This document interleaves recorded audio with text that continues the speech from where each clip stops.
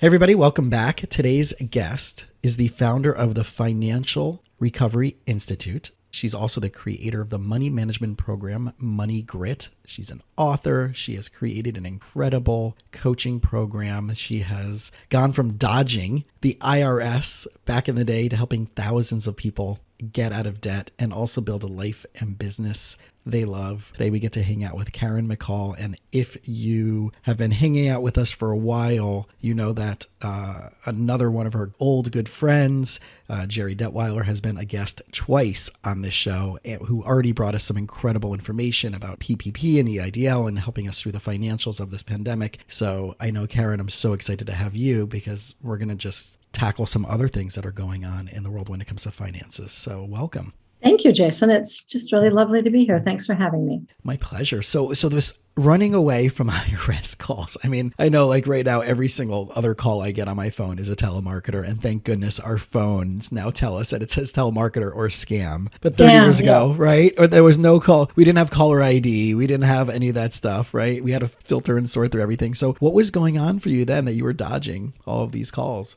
Well, I had gone through a divorce and I was alone for the very first time of my life. My kids were in college, and I got this nice big sum of money, and I just went through it, just no thought, just kind of in a total money coma. And but if you would have seen me at that time, you would have thought, wow, this woman is really a success. I was working for the second largest computer company in the world. I had a corner office in this big, beautiful round building in San Francisco overlooking the bridge, and wore beautiful suits and carried a nice Italian briefcase. And you would have thought, wow, she's an amazing success. But what you wouldn't have known was my dirty little secret. Home on top of my refrigerator, I had this big, round, deep teak bowl, and all my mail just went in there. And one day I came home from work, and there was an eviction notice on my apartment door in San Francisco. So I thought, time to do something about this. So what I did is I was dating a guy at the time who kept bringing me these big binders of cassette tapes. Are you familiar with those? Mm-hmm. Self-help. And so this particular night, I just opened a bottle of wine and I put on Dr. Robert Schuler's tapes of possibility thinking and decided to, and it was an all-night process. I had lots and lots of things and lots of duplicates. And I looked at everything and I realized I was really in trouble. So I went to the yellow pages. We didn't have Google then, because this is back in the early 80s. So I looked in the yellow pages, and what they had financial planners and they had budget counselors. So obviously the budget counselors, right?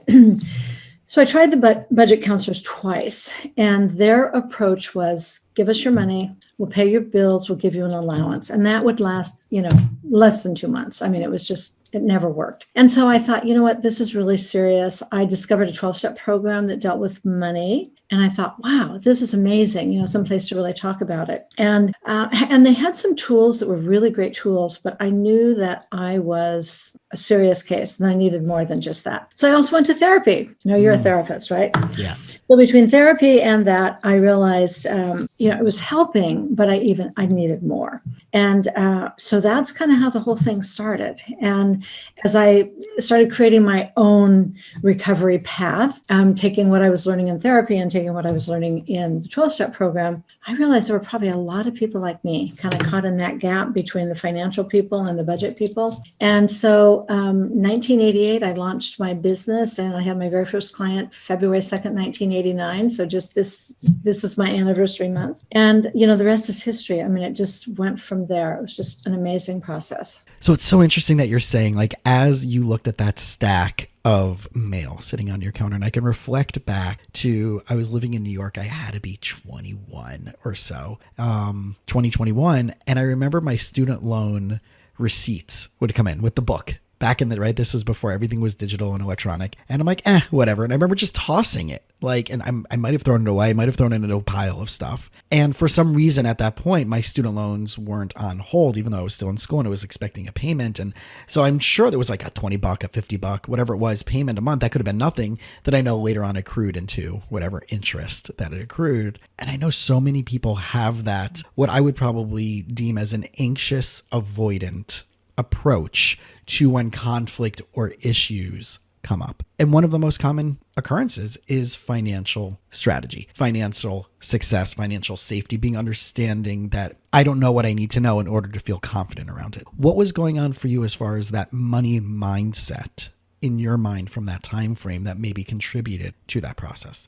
Well, like I said, I had never learned anything about money. So there was certainly the part of just lacking skills and understanding, but it went a lot deeper for me. I'd not had one of those good childhoods. I was given up by my mother and kind of tossed around a lot between family members and foster homes. And then I was really sick as a kid. So had polio during the polio epidemic, had kidney disease and lost a kidney. I was in the hospital for years. And I just think I just grew up completely kind of empty, and feeling that my needs were important or taking care of myself was important.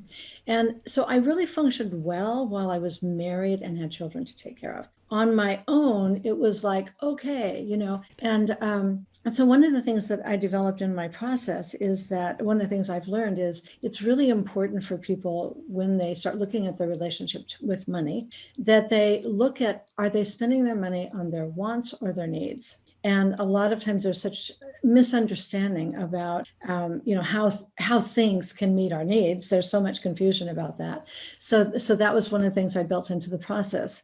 I needed love and connection. I needed a lot more than what I was spending money attempting to fill my needs. Yeah, that makes so much sense. And I always challenge people to think about, like, if you weren't your job, right? And you no longer were able to define yourself as what you do. If you were no longer able to define yourself by the relationship you were in or the role that you play in society, who and what would you be? And how would you live your life proactively and healthily without having those titles define you that are many times just circumstantial, and God forbid, like, a divorce or a death or a child moves out, right? Then that role shifts and changes, and therefore your identity and relationship to yourself and to that experience changes. And I do see it as far as money as a consistent theme, because it's not just what's your relationship to that thing, but also how do you get access to it? How do you stay connected to it? How do you relate to it?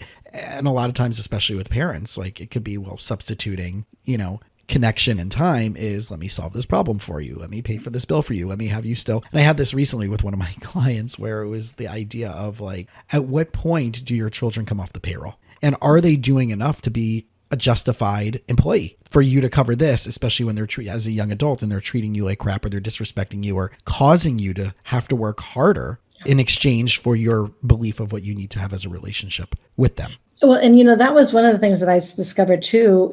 I thought that my practice would be primarily people like me. However, right from the get-go, I started getting referrals from therapists whose clients had millions or had inherited millions. And it wasn't that they had earned it. In most cases, it was that they had inherited it. And they had the same problems that I did. They were living way beyond their means, and they did not understand money. And money was not a tool, but more of a weapon in their lives. And so that was a big lesson right from the get-go, is it wasn't, sometimes people wouldn't end up with debt if they had enough people enabling their behavior. They could go to the family for another million, to bail them out. So what I realized is it was, a far-reaching problem, and it encompassed a lot more people than just that vision that I had in the beginning of this little gap. Yeah. What do you think is the philosophy? Because I know it's all socioeconomic backgrounds. It's all cultural backgrounds.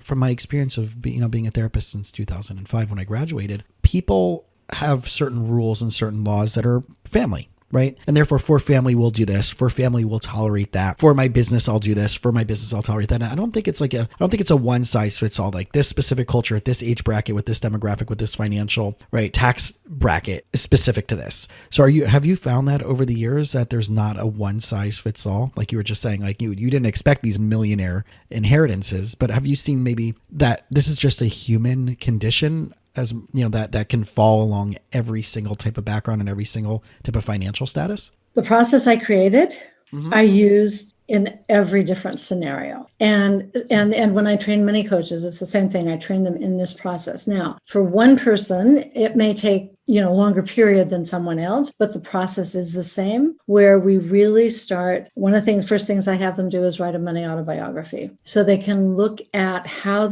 what are the family rules, what are some of the family messages. They may not have been said out loud, but they may as well have been posted on the refrigerator because they were so loud and clear. So whether they were, you better not be successful because you can't pass dad or me, right? Or whether you better be the one that saves the family. It's all kinds of messages, but the process worked the same for almost everyone. And do you see it as far as like certain age brackets, that there might be a developmental age range for certain things to more likely show up? Like, is there for young adults or young professionals or new professionals, right? Post-college, have you found that there's some type of theme that might be more attributed to them of what they're going through at that time versus someone who has the parents who might be like, they might be in their 30s, 40s, and 50s and might be concerned about an aging parent, and the rules and the beliefs start to shift? Or is it kind of, you haven't seen anything that's consistent no matter, regardless of what age range, there's still the same consistent themes? Well, it's very interesting in that very few young people out of college in their 20s would come to a money coach for help. It was almost always people who were older, some in their 30s, 40s, but a lot of people as they get older. And sometimes what they do is they think, okay, my kids are now getting ready to go to college. They want to come in and say, teach my kids about money. But mostly it was, families, couples that I would see, and not so much for young people. And I think one of the reasons for that is they're just not in enough pain yet. They haven't really hit what is their pain point where they say, I really, really need help. Mm-hmm. However, one story that I heard once, and we were talking earlier about Jerry Detweiler, in one of the speaking gigs I was on once, I remember arriving a day early, being in the hotel, turning on the television, and there was this panel of mothers who had lost their children to suicide. And there was a story of this woman said, when we found my daughter, when her roommate found her, she had all of these credit cards out on the bed. And with an apology note, she had run up all this credit card debt, was feeling like she couldn't do anything about it. And so she committed suicide. So, we'd certainly, you don't hear that a lot for people really young, but that was really daunting because, on college campuses, the people pushing credit cards are like drug pushers. Sure. It's amazing. Yeah. And you just saw with this past year with Robinhood, with the app, with the trading app, where that kid committed suicide. And it's, there's two sides to that story, right? One is, how do you not know that this is real money that you're playing with, especially when you're pulling it from a bank account, or that you're going to be owed this money? But two is like, what is the social responsibility based on circumstances? But that's the market, right? That's the market these days. That's right. Well, and that's where helping people really get conscious and connected to their money is so important. And that's one of the things that I always felt. I talked about money in therapy, which was great. And I learned a lot about how I was acting out. But it wasn't until I really got strong and connected, conscious and connected to my money, to the numbers, not just as data, but as a process to really learn how I made decisions, for example.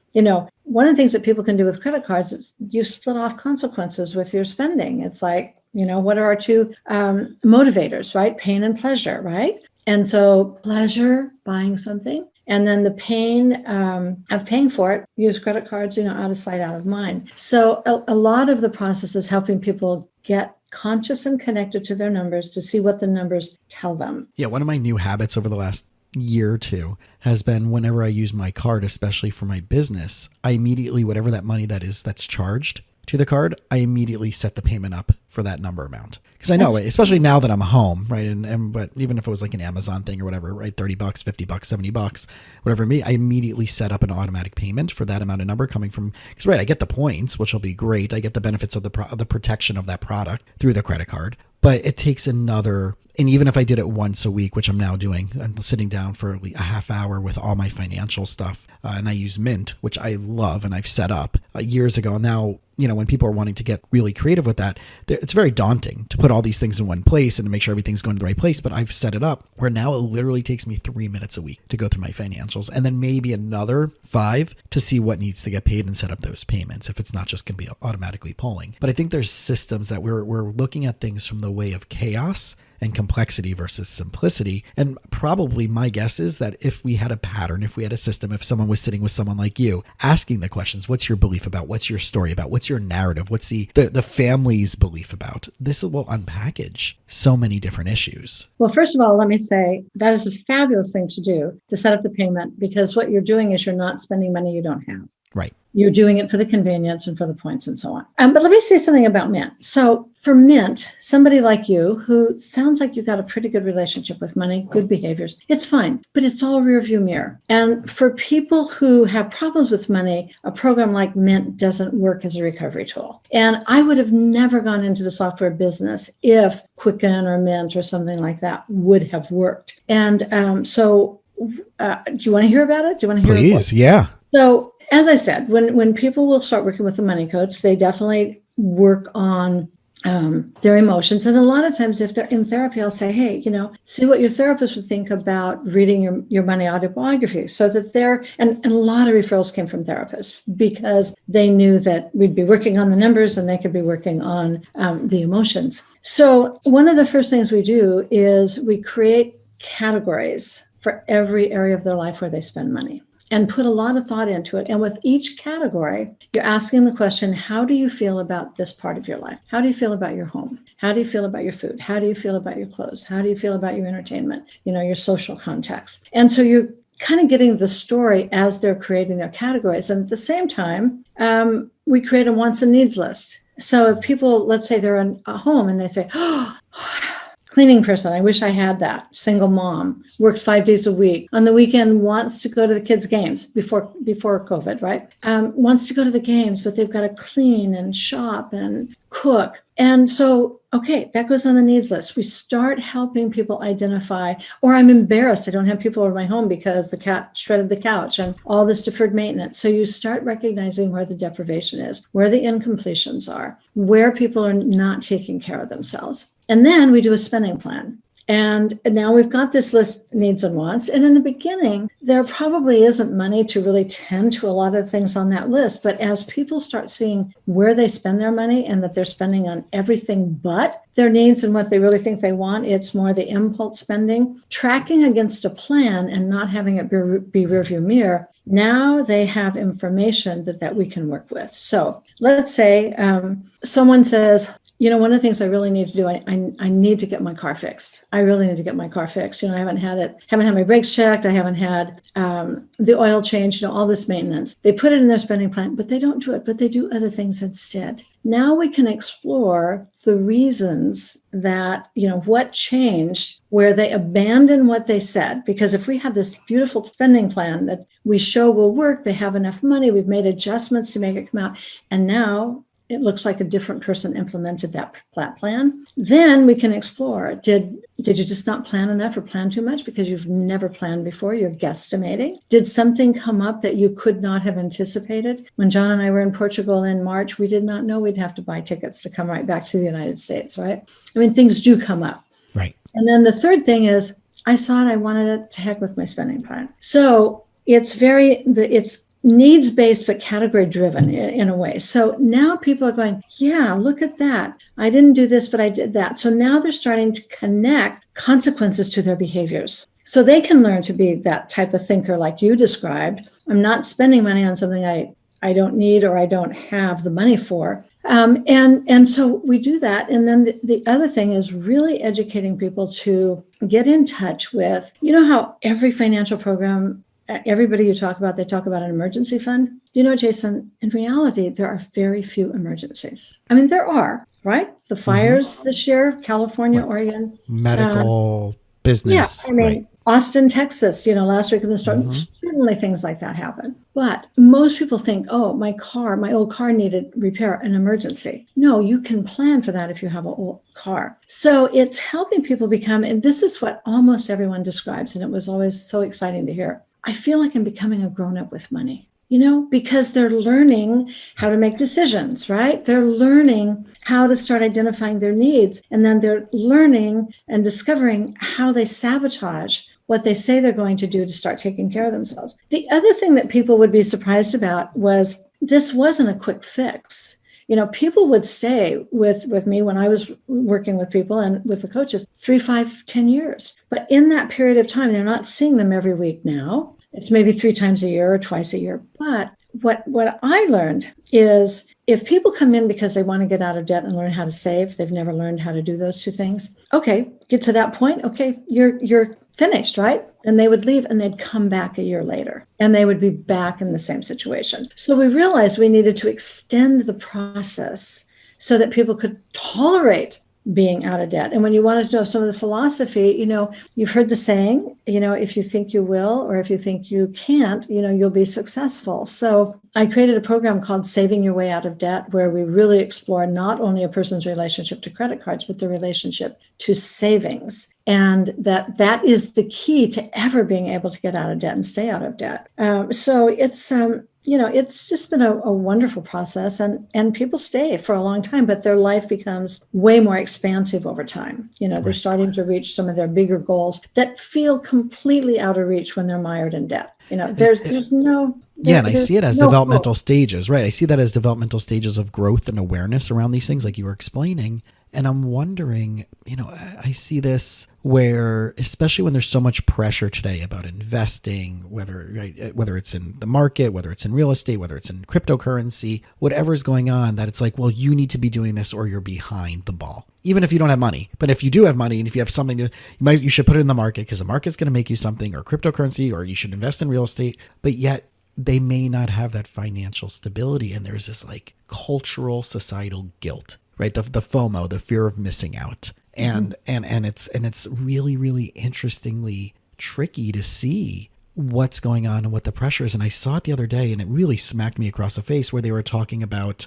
I think it was Janet Yellen was talking about she was knocking cryptocurrency. That's such an unstable thing and but yet meanwhile, the stock market is equally unstable, but yet you can tell because it's not regulated by the government, whatever side, whatever party, right? But it's still an unregulated platform. And they're still going to say, but you're better off putting your money into the stock market than you are into cryptocurrency, because there's all of these challenging beliefs that are in this of, this is the old way of doing it. It's like the rich dad, poor dad thing, right? How do we change how we're doing? Or the E-myth with running a business, right? The entrepreneur, the manager, the technician, which one are you really good at, and hire out the rest and know that. And you can't be all. And I see that both in personal paradigm as well as in professional paradigm. And one of the ways that I challenge my clients when they're struggling with money, and I see this a lot in the helping professions, whether it's in the nursing field or education field, is for X amount of hours a week on the side working privately, for a third of the hours that you're working or half the hours that you're working now, you can make the same amount of money working for yourself over the course of time,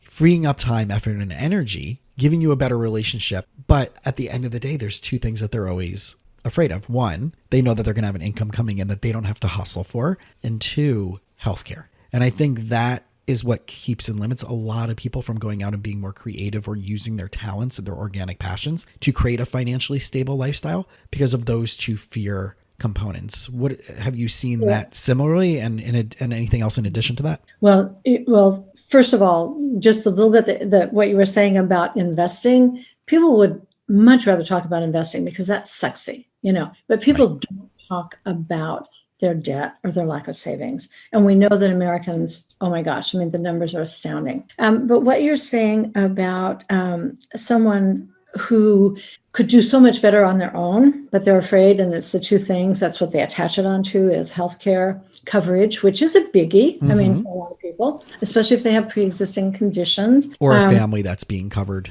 as part of their, right. Yeah, exactly. And then the other is, whenever somebody is going to be in charge of their own income, it brings them face to face with their beliefs about money. My husband's an attorney. He's a retired attorney. He is not an entrepreneur. And I have been an entrepreneur since I was a little girl. It's like, and that's been one of the things I've studied a bit.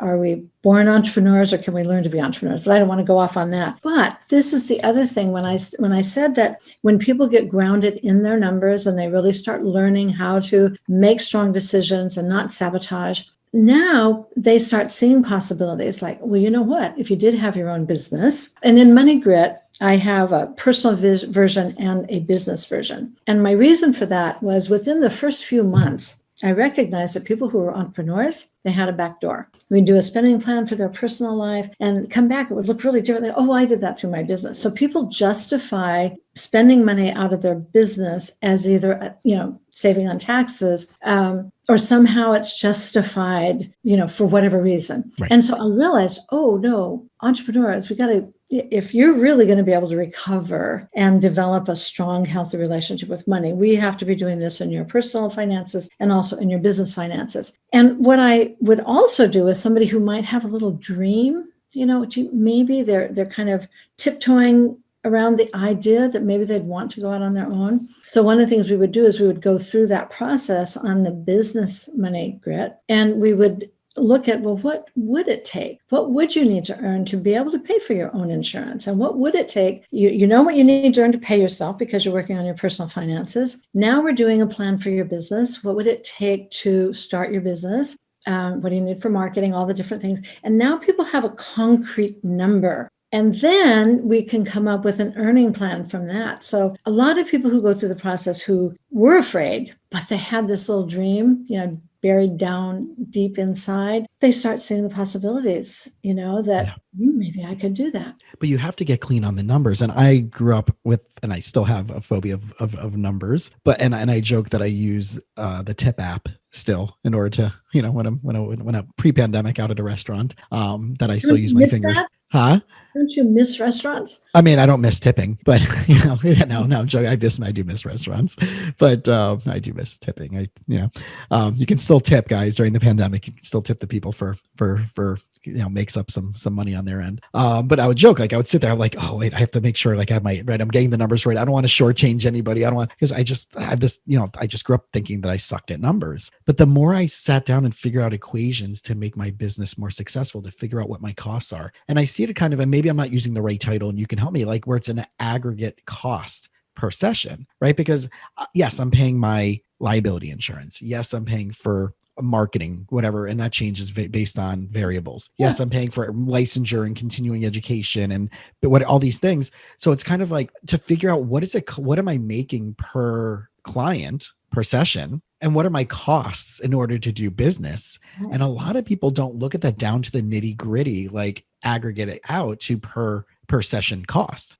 People think of gross dollars rather than net, and they don't understand the difference between cost of sales or cost of goods sold and overhead. Let me tell you another situation. This is a story of a woman who was in real estate and came from a family with money. And are you familiar with California at all? San Francisco Bay Area, Tiburon and Belvedere Island. And she's told this story to newspapers, so I can tell the story.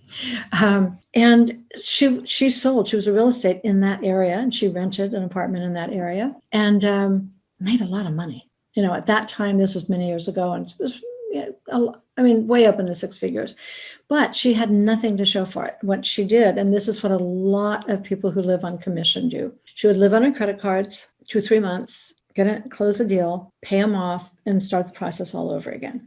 Her car was leased. And so she came to see me and so resistant. It's okay, I'll just make up a name, even though she's giving me fish and meal. This is what we're going to do. Next time, and so we started working to see what her business expenses were and what her personal expenses were, what she needed to live on each month. And the next time she got that big check, we're going to put it in savings and bring 1 month over at a time, which means she wasn't able to pay her credit cards all off. And to her, that seemed crazy because she would pay interest for the first time. So it's we're looking for the long game here, right? Short-term pain, long-term gain. So she did it because she respected me and trusted me. And but like I said, it was just crazy making to her that she's going to carry that credit card debt, just bring over the money to live that month. But so fast forward, she did it. And the time came, of course, that the debt was paid off and she had built up savings. And the first savings that I always have people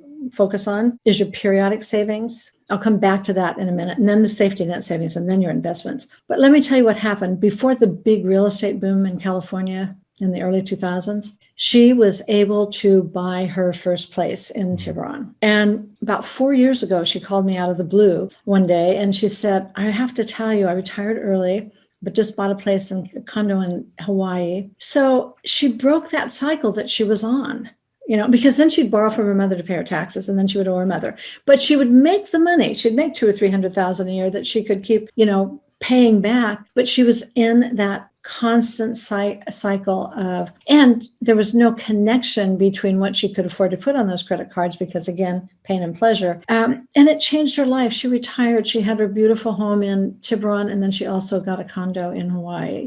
And she was well-educated, bright, smart as she could be, but people get caught in a process that seems to make sense. This mentality, if I pay my credit cards off every month, I'm okay. Well, but are you spending your money in the way that is going to really make a difference in your life? But I would like to tell you kind of my approach for helping people learn to think about savings in a different way. Sure. We talked earlier that people like talking about their investments, right? And a lot of people, they have that. They have their 401ks, they have their IRAs, maybe have some mutual funds, but they don't have anything else. And you hear people say, save for, have 6 months or 1 year or whatever. And so for somebody who's never saved, you may as well say, hey, go to Mars, It seems completely impossible. So what I do is I want people to look at part of their money autobiography is looking at what their history with savings was. And so the first thing is identifying what are the variable expenses that come out throughout the year. And that's the first savings account, but it's not really savings, it's a revolving door. But if you don't identify it as that, when people start saving, and if they have to take it out for car repair or for the doctor or vacation or whatever, they feel guilty that they've done something wrong. Now they feel defeated. So revolving door savings first, identify those periodics and be able to cover them, because that is when people pull out their credit cards.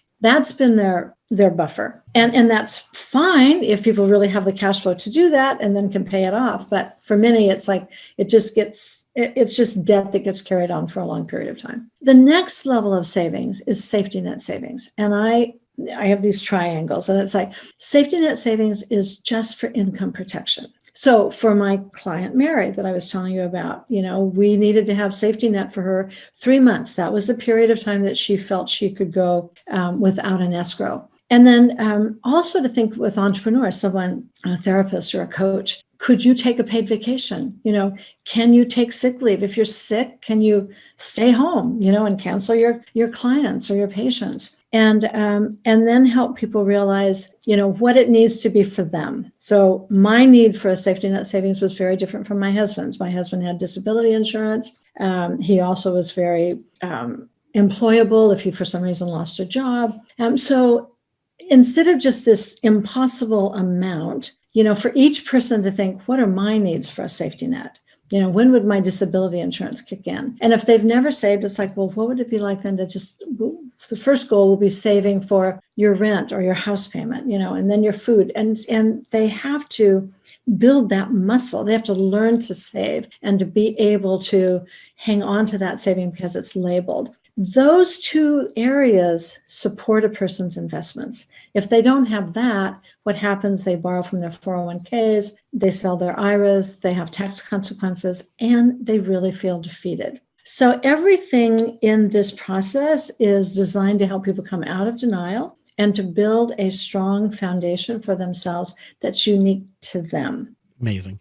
So taking it now from this personal identity to a business identity, I'm sure there are many things that you're seeing that business owners or small businesses, and I want to play with some of the titles for a second, because I know that in 2020, 2021, especially over the last couple of years, there's been this entrepreneurial boom, and everybody waking up in the morning is now an entrepreneur, and they're now a CEO. That's not true, right? Just because you own a business doesn't make you an entrepreneur. And just because you own a business does not make you a CEO. If you don't have a whole team in front of you, if you don't have multiple staff members, you're not a CEO. You might be you're the founder of the business. You might be the president of the business, but it doesn't make you the chief operating, executive officer of all of these. Or you have to have a team in this simple mindset. And there's also a difference between being a small business owner and an entrepreneur. And I think those mindsets and philosophies are very, very, very different. And I want people to, at least from my perspective of seeing it, is that like anybody can open up a small business. That is entrepreneurial, but it doesn't make you the entrepreneur in that classic sense. Because I think at the end of the day, in order to truly grow and be successful, is that you have to get a place where you yourself are replaceable by other people doing what you can do on multiple levels and by multiple people. So that when, like you said, what happens if you're sick? What happens if you want to take a week off? You're also making money when you're not around, and the business runs sustainably. That's not around you. And that's a tricky thing, especially those in like healthcare or tutors or anybody that's in that direct one-on-one service type industry, right? Therapists especially. Then that's why building a team is important. Building associates under you, building people that can back you up and have coverage. It does make the difference between being a small mom and pop shop, a solopreneur, versus really scaling and growing. So what would you say is some of the things that if you're in that small business stage, you may just be you as a solopreneur, you may have maybe one or two other employees, but you're in that still that small business bracket. What are some of the things that you think that every business owner can do to really help their business flourish? Well, I do the same process with business owners. And one of the things that people can look at in terms of, like you said, growing or scaling their business is looking at their relationship with time and energy in the same way they look at it with money. So, for example, I have this little chart, anybody can do this listening to this. If you can do this for your personal life, but also for your business life. You just take a pencil and paper and draw a target with 3 circles, right? 1, 2, 3. An entrepreneur, in the center is where you think, this is where I make my money. This is when I deliver my product. This is what I probably do better than anybody else. Okay. And then the next rung is I could do it, but other people could do it as well. And the big one, which is I don't like doing it, and it takes a friggin' long time to do it all, right? And so I know for me, I think we're up to 9 now in terms of our team. And this is exactly the goal, is that whether I could work or not, other people could do it. But sometimes people have to see it's like wants and needs. Oh my gosh, I only spend about 5% of my time on real money generating tasks because I spend all 80% of my time on all this stuff that I could absolutely delegate to someone else. But it's, we, especially women, I think, and maybe this is not true, but you can correct me. I think women feel we have to do it all ourselves. We're kind of designed to take care of people. Right. And if we're really good, we should be able to do everything ourselves, right? The Superwoman syndrome. The Superwoman, yeah. And maybe there's probably a Superman. And there's Superman as well. Yep. Superman syndrome as well. But again, it's a part of that. What do I really need? Well, I need and want a thriving, successful business. Then they have to come to terms with the fact that all of that stuff, so they have to let go of some control, right? And trusting that other people can do things. So looking at your time, energy, and money kind of in the same way is it's a good exercise to do. And with the money coaches I train, 2 things that I will see show up for them. One, when we get to equipment, we talked about, good equipment, right? Good microphones if you're doing podcasts and interviews. And so you've got to have if your business is a computer, you have to have a good computer. You have to upgrade it every couple of years. You also need help to grow your business. But just like people don't know what their needs are, don't believe that they can meet their needs, it's the same way for business owners. Right. And so they have to grow and let go and learn to trust, and finding the right team member, being willing, because then codependency comes in and everything. Oh, yeah. It's like, you may hire somebody where it is not a good fit for you at all. And you have to be willing to let go. And sometimes that doesn't mean you're a failure. It means you haven't hired well. Right. And there's so many of those philosophies, right? Hire slow, fire slow, hire fast, fire slow. Right. I think it's right. It's hire fast, fire fast at that point. And letting people know, right? Listen, we have 30 days to prove this. And I think when it comes to those type of people, hiring people, instead of making this generic job description, if people can start shifting it to action steps, target numbers. This is what needs to happen over the next 30 days. This is what I need to see. It's a very different way of putting a generic job description where people are like, I don't know what to do right now. And I don't know how to prove my worth to the company. And companies don't know how to I can't fire them because they're doing something. And it gets so much more muddled. And I think if companies and business owners and bosses, right, you don't have to be the business owner, but if you're a boss hiring someone to start changing things to indicators of numbers, output, this is what needs to be done. Well, and this day and age, like you said, and you know what, COVID has has left a lot of people thinking, you know what, I would have been a lot better off if I had my own business working at home. I mean, I'm sure I know how grateful I am that we have a portable business. I mean, we were traveling Europe doing our business, and now we're settled in for a while before we can start our trip again. But being able, one of the things that's really tough for people right now is there's a lot of things that we don't know about, like a marketing person. You know, if people want to scale a business and they've got courses they can sell and that type of thing, social media is something they really have to do. And that it's like, how do you find a social media person? You know, how do you find a community manager?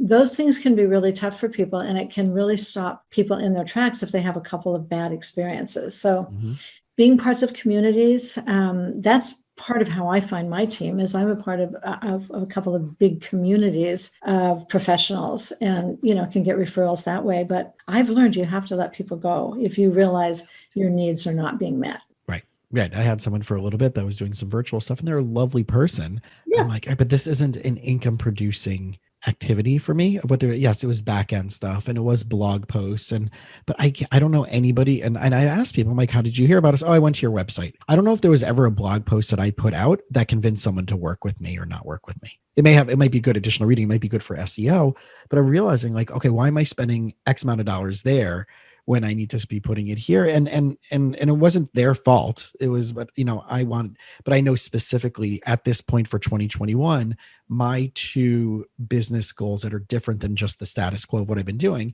is all virtual stuff. It's creating courses, and it's creating more content for social media to draw people in from different places, whether it's the podcast or for my practice. But it has to be so tactical and specific. And I want people out there to listen, that whether it's your personal goal or a professional goal, I want you to get as granular and as nitty gritty as possible about what that is. Not like, I love when people set goals and it's like, oh, I want to lose 20 pounds. No. What number weight do you want to be at? It has, right? It's the same thing, but it's so specific that you know exactly what you're working for versus, I dropped another pound. Okay, but what are you working towards? And when's enough? When are you going to give up?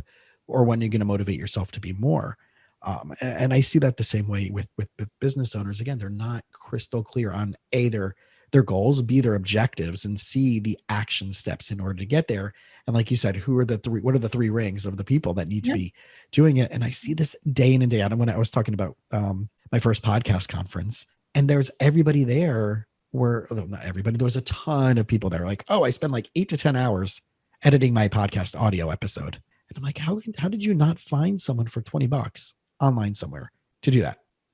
And yet they're wasting their time because they may have another job. I'm like, okay, well, I understand if you're not working, if no one's walking into your door during that time and you need to do something, I get that. But at a certain point, you have to make a decision of what's, like you said, what's your higher value activity where you can be focusing purely on income producing tactics. Even picking up the phone and making cold calls might be better than you editing your social media. If you're not going to become a social media editor, find someone to do that for a couple bucks an hour somewhere, anywhere in the world. So, one of the things that can help people get to that place where they could see, oh, it really would be worthwhile to hire this person to edit my podcast, my videos, is, I talked about, we create the categories, the needs and wants, we do the spending plan. And for business owners, one of the main objections when we say, hey, we're going to do a spending and income plan for your business, the number one objection is, how can I do that when I don't know what I'm going to earn? Okay. So, of course, more important than ever, and this is how this can really help people, is when they're clear what they need to earn to pay themselves, they're clear what they need to pay for taxes, they're clear what they need to start their business and to grow their business. Now they have a concrete number of what they need to earn. Once they have that concrete number, now you can come up with an earning plan, a marketing plan, with something really concrete and measurable. But so few entrepreneurs, they'll pick a number out of their head, like, I want to make 6 figures or I want to make 7 figures. And you see that all the time. But what's each person's number? And once they have that number, talk about seeing, I remember a photographer from San Francisco I worked with, where he had a great flat in San Francisco, but he was living in a lot of, he didn't have a good car and he wanted to be dating and a lot of other things. When we went through this process, he saw that what he was short was a number that for him, because he was a high-end photographer, would only be 2 more gigs a year. Yeah. And now, okay, how can you have a marketing plan that's going to be successful if you don't know that actual amount. So it was all of a sudden from something that seemed like my business doesn't support me. I don't know what I'm going to do. Do I have to do something else? Do I have to take a part-time job? Where once he had a concrete number and saw that, and then that's when you, whether you're doing it yourself or you hire people to help you, now I have an earning number. How are we going to do that? What product or service am I going to sell? How do I need to get you there? Yeah. To get you there. And I also wonder, and I see this a lot of time, and I challenge this to a lot of people in tutoring and the healthcare professional, is that when they get full and they have no more space, raise your prices. And it's such a backwards, simplistic way of thinking about things. But clearly, if you're selling out at that price point, raising it $5, $10, and now seeing a little bit over the aggregate again, right? Over a course of a number of clients, you might be seeing one less client a week at that point, but now you're opening up a new space for a higher thing. And I would challenge people out there, if you're doing any type of service-based, direct service-based thing, and you haven't raised your price, and all the fear factors come in. Whems if I lose someone, but how many people will it take you to get new to replace all those people? But those who do have a full list of, in business, and you're constantly selling out, it's probably time to raise your prices, and that will make life a little bit easier. Yeah, and that's the other thing, I think, for therapists and coaches and anybody who's in the helping profession. You do want to, in the equation of how much you want to earn, you do in deciding how you're going to set your fees, you have to look at your lifestyle and how much you want to work and what kind of a lifestyle do you want to have. And that's a key part in raising your fees. And then, what I always say is talk about a challenge. And this is one of the things that can stop entrepreneurs, somebody from starting their own businesses. They not only have to decide what they're going to charge, they have to be able to communicate that to people. And then they have to be able to collect it, so there's just so many. And not be apologetic about it, which is such a huge thing. Or one of the things I tell people all the time, when you offer your price and it's silent, you need to stay silent too. Don't go in and say, well, but I can take $10 off, or, well, I can give it to you half off, right? You have to get really comfortable with the uncomfortable silence, because that doesn't mean that they're not going to say yes. And it certainly doesn't mean that means that you have to drop your prices just to get them to say yes in that moment. And I find that so often. That reminds me of a call years ago, but I remember it, where it was a new client, and I was going over my fees and my cancellation policy. And at that point, they needed to mail their half in ahead of time. Because, people have money troubles. Like they wake up the morning of the appointment, they go, why am I spending money? Right? I've got, right. And so I went over this with this woman, and she was silent when I told her my fee and to mail in 50% to arrive 2 days before, which was my cancellation policy. Silent. And all of a sudden she was, oh, that's how you do it. She was running an eating disorders clinic, and they had tons of no-shows. Uh-huh. And so for her, it was not, I didn't know what the silence was for until she said that. So we also can be modeling good behaviors for our clients and our coworkers, and other people in business. But as I said, I think early in our talk today, Jason, that anytime somebody is responsible for their own income, it brings them face to face with their relationship to money. Talking about no-shows and relationship and seeing mine evolve over the years is when I put a credit card authorization in my intake, and I let clients verbally know, both on the call and in the email, saying it needs to be figured out. I mean, right, everything needs to be filled out in its entirety. And until I have your intake form in my hand, i.e. email, your session is not considered confirmed. And you have X amount of hours, depending on the time of day. I'll talk to a person. If it's at night, I'll give them till lunchtime the next day. If it's that, right, I always give them a nice, amount of time, especially if it's a week or two out or 3 weeks out for the appointment. But I'll say, like, within 24 hours, I need to have this back. My no-show rate has, I can't even say, like 1% a year at this point for a first session. I may have someone who schedules something and then 24 hours say, do you know what? I've decided I'm not interested in doing therapy right now. Or, I talked to this other person and maybe I want to try them first. That's fine. My ego doesn't go anywhere with that one. But as far as no-shows, where that says, and they're signing off each box with 3 different things that says, I'm also acknowledging that by submitting this, I have my session, and whether I show up or not, this credit card will be swiped. And that's what I train people to do is if their cancellation policy is 2 days before, then you run that charge 2 days before. And we talk about statistics. I remember only one time where somebody had sent in their check for 50% of their appointment, didn't show, never heard from them again. Once. Right. And that is it's we think of it as being we're being hard on people, but it's being kind, because anytime we can model how to have grown-up conversations about money, and for it to be conveying that, hey, we respect our time, we value our time, and this time is going to be for you. And it's good practice. It really is. Agreed. And one of the ways to get practice is actually by committing and doing this, by becoming more informed, by reading more, by learning more, by figuring these things out and unpackaging it.